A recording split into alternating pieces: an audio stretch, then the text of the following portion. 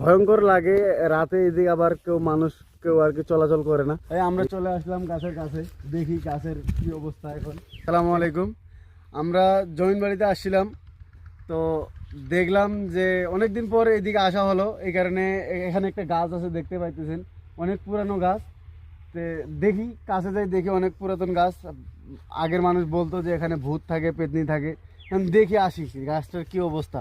এই আমরা চলে আসলাম গাছের কাছে, দেখি গাছের কি অবস্থা এখন।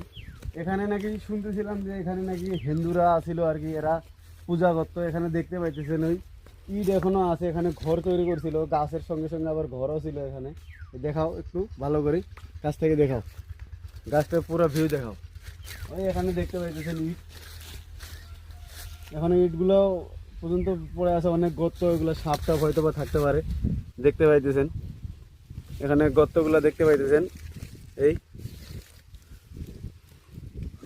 এখনো ইটগুলো আর কি অনেক পুরাতন ইট, এগুলো শুধু ইটই।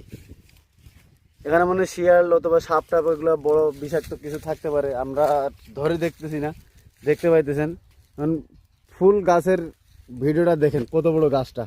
Bao ngày mẹ ngóng, bao ngày mẹ trông, bao ngày mẹ mong con chào đời. Ấp trong đáy lòng có chăng tiếng cười của một hài nhi đang lớn dần. Mẹ cho